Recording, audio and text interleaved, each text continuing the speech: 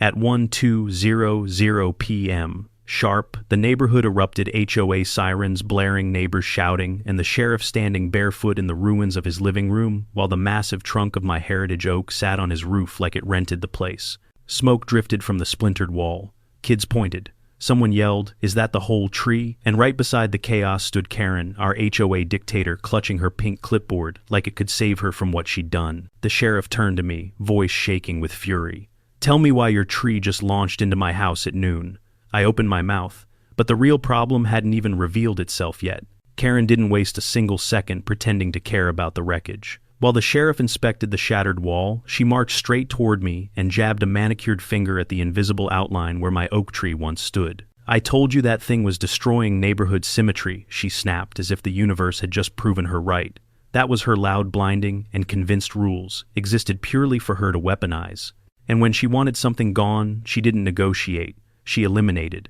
Today's disaster was proof. Her crusade had started weeks earlier when she slapped a violation notice on my door at noon, claiming my century-old oak threatened visual harmony. One hostile action after another followed, photos taken from my yard, surprise, inspections, and demands that I submit to aesthetic unification. I'd grown up with that oak. My grandfather planted it. It shaded half the street. But to Karen, it was an obstacle standing between her and total control, her one and only motivation. Now, with the sheriff's house crushed behind her, she folded her arms like she was the victim. "This all happened because you refused to cooperate," she hissed. But the tremor in her voice told me something else. She wasn't done, and whatever came next was much worse. The first shot Karen fired came at exactly 12:03 p.m. The next day, taped dead center on my door, a violation notice accusing my oak tree still standing at the time of excessive leaf aggression. I hadn't even finished reading when a second notice slid under the door, claiming the branches were casting hostile shadows. She didn't stop there.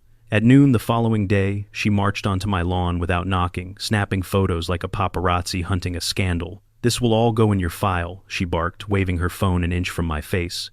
That was when I checked the county registry out of sheer instinct and discovered the truth that changed everything. The oak wasn't just old, it was legally protected. I confronted her with the paperwork, expecting surprise. Instead, she smiled, thin and icy. "Protected doesn't mean untouchable," she whispered, brushing past me. It was the first moment I felt something colder than anger, the sense that Karen wasn't just enforcing rules. She was preparing for something bigger. The next escalation hit at 12:30 p.m. when I caught Karen inside my yard bending over my security camera like she owned the place. She didn't touch the fence, didn't knock, didn't ask. She simply reached up and tilted the camera toward the sky, erasing its view of the oak entirely. "Maintenance check," she said without turning around.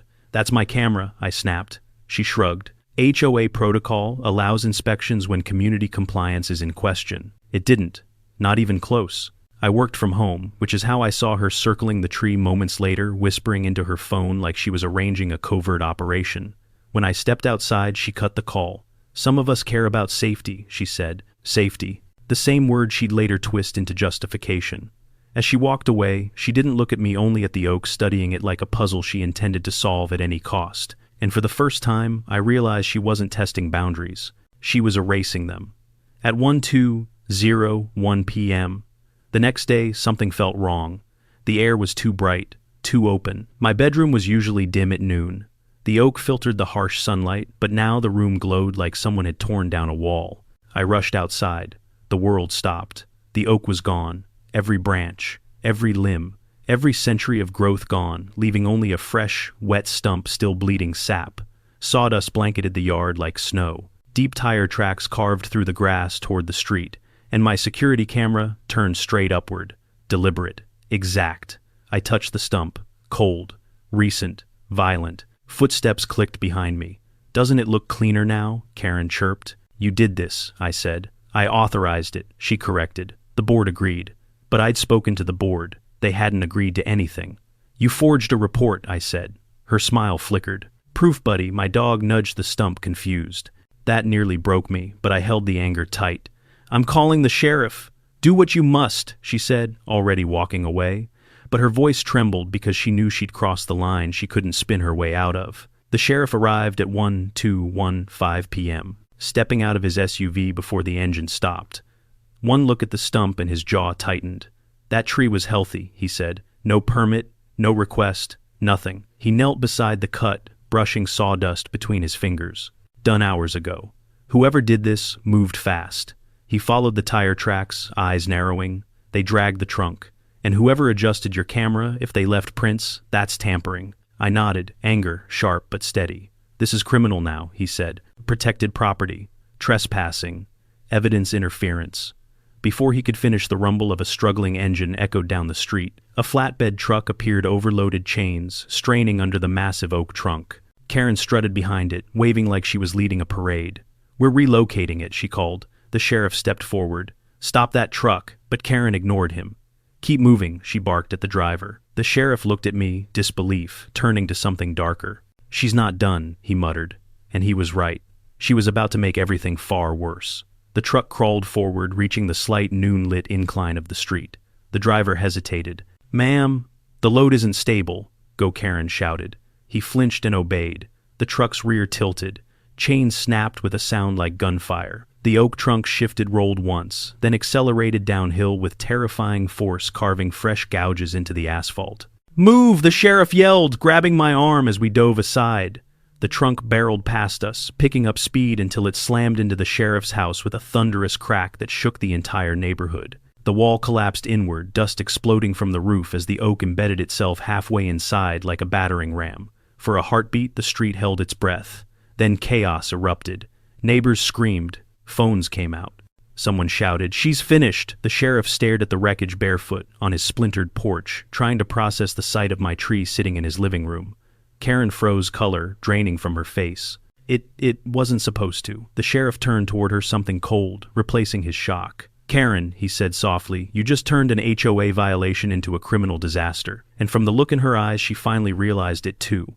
By 12:00 p.m. The next day, the community center was packed, neighbors standing shoulder to shoulder, murmuring over the sheriff's wrecked house, and the stump still sitting in my yard. When Karen walked in, clutching her pink binder like a shield, the room went silent. She forced a smile. "Let's restore order. Sit," the sheriff said. The single word cut through the air like a blade. She froze, then obeyed, lowering herself into the chair with the stiffness of someone waiting for a verdict.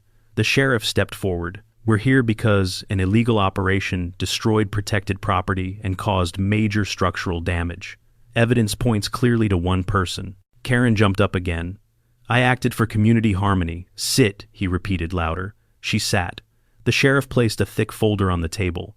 "This isn't about harmony. It's about forged authority, falsified reports, trespassing, and reckless endangerment," neighbors murmured. Phones lifted. Karen's jaw clenched. Miguel, the landscape coordinator, stood.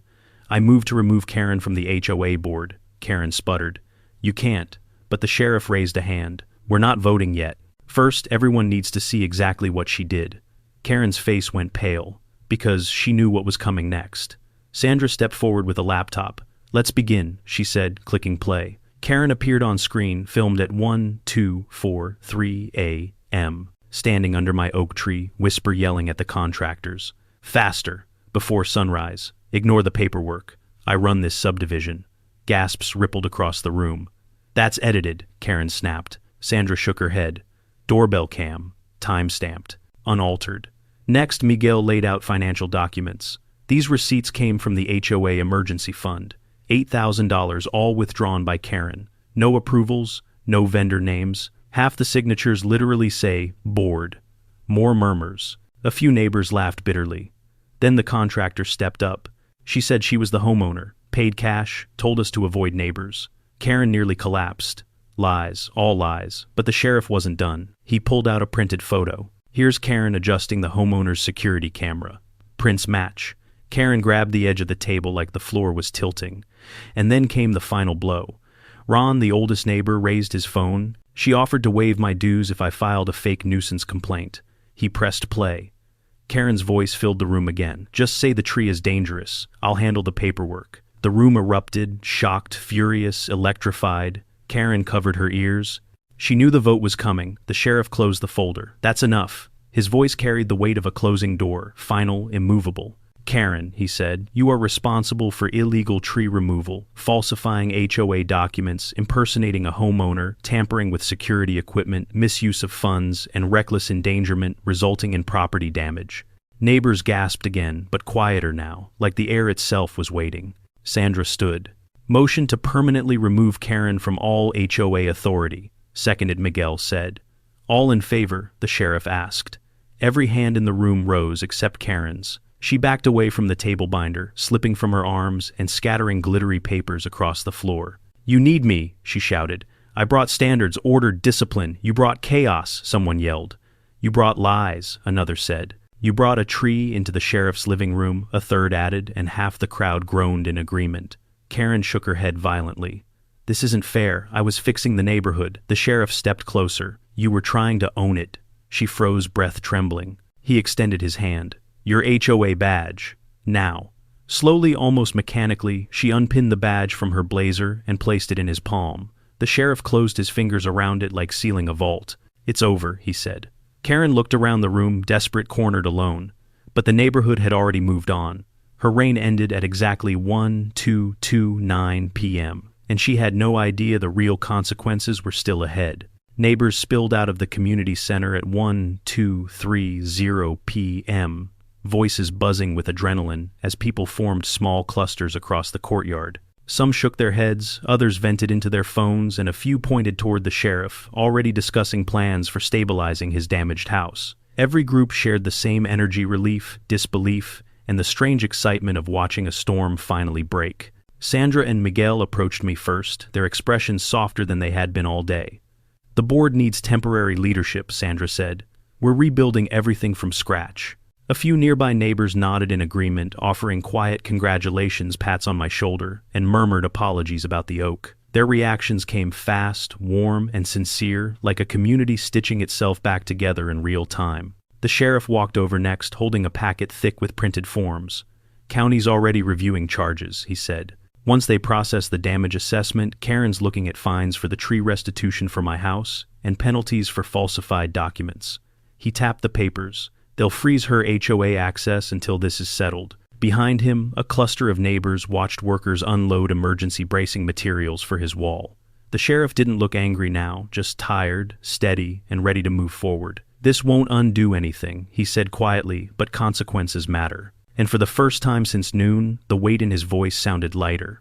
He walked with me toward the courtyard exit, where sunlight cut clean lines across the pavement. A few neighbors drifted closer, offering to help restore my yard once the county confirmed the restoration plan. Someone else mentioned bringing tools. Another offered mulch.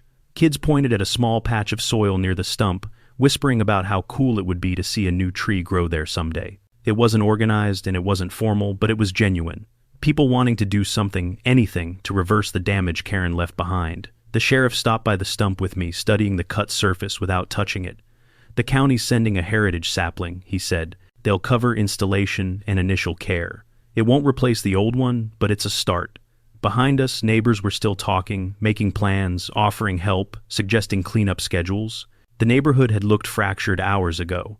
Now it looked united, grounded, unexpectedly stronger. The sheriff exhaled slowly. "Funny," he murmured. "She tried to force order on everyone, and the moment she's gone, people choose it on their own." A few board members approached again. "We're nominating interim positions," Miguel said. "Would you consider joining?" He didn't push. He didn't insist. He just waited. The sheriff raised an eyebrow like he already knew my answer. And maybe I did too. Not because I wanted authority, but because someone needed to guard against the next person who thought rules were weapons.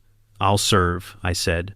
The sheriff nodded, once approving. The group drifted back toward the community center doors, discussing next steps, audits, rebuilding the budget, transparent meetings, and I stayed near the stump for a moment longer, the noon sun warming the freshly cut wood. A few kids ran past, laughing, chasing each other across the courtyard. Someone waved from a lawn chair. Someone else carried a stack of flyers for the upcoming cleanup event. Life was already reassembling itself around the space where the oak once stood. It surprised me how quickly roots reform when people choose to stand together instead of tearing things apart. The sheriff touched the brim of his hat before heading home to meet contractors. "We'll fix it," he said. "All of it." I believed him. I looked down at the stump, the grain lines spiraling outward like rings of memory, and then toward the patch of soil, ready for the new sapling. The breeze shifted, carrying the faint scent of sawdust and sun-warmed earth. A beginning waiting inside, an ending. And as the courtyard quieted, I whispered to the space where the oak had stood, "Grow again,